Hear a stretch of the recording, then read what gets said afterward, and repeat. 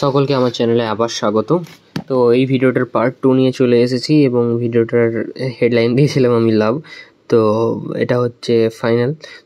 কিছু পোর্শন আমি রেকর্ড করতে পারিনি, কেননা আমি সেলফ ডাউটেই ছিলাম যে ছবিটা আদৌ কমপ্লিট হবে কি না। মোটামুটি এরপর থেকে আমি রেকর্ড করেছি যখন মনে হচ্ছে যে হ্যাঁ একটু উদ্ধার করতে পারছি। তো এই হচ্ছে ব্যাপার। তো এখনও আমি ব্যাকগ্রাউন্ডটা কী করবো আমি ভেবে উঠিনি। আমি এইভাবে টুকটুক টুকটুক করে দেখছি আর আঁকছি যে কতটা মেলাতে পারছি।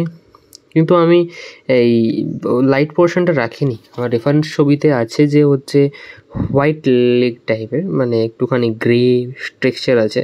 বাট আমি চেয়েছিলাম যে পুরোপুরি ব্লুর উপরেই কাজ হোক এবং কৃষ্ণটা হচ্ছে পাটা হচ্ছে কৃষ্ণের পা হিসাবেই বোঝা যাক।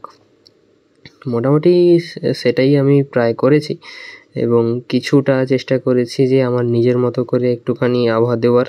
দেখো, আলোচনায় বসলে তর্কে সবাই বলতেই পারে যে হচ্ছে হ্যাঁ কোনো শিল্পীর দেখে যদি তুমি আঁকো তাহলে হচ্ছে, বা কোনো কিছু দেখে আঁকো তাহলে হচ্ছে সেটা হচ্ছে শিল্প হলো না, সেটা কপি করা হয়ে গেল।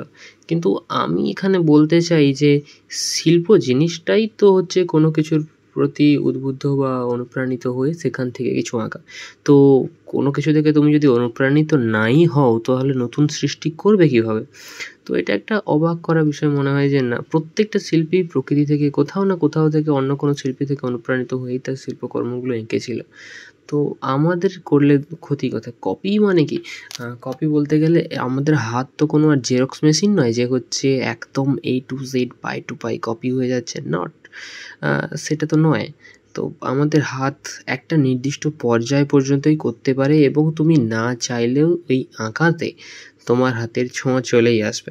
আর যদি সে একদম অবিকল ছবির মতো ছবি কপি করে দিতে পারে তাহলে সত্যি বলছি সে ওই আর্টিস্ট, প্রথম যে আর্টিস্ট এঁকেছিল তারই মতো লেভেলের বড় আর্টিস্ট, শুধু স্বীকৃতি পায়নি এখনও।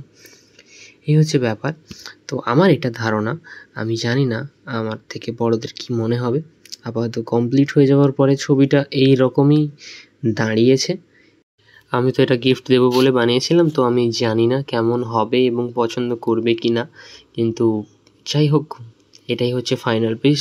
তোমরাও দেখে নাও, আশা করি তোমাদের ভালো লাগছে। প্লিজ কমেন্টে জানিও যে তোমরা পেলে কেমন লাগতো।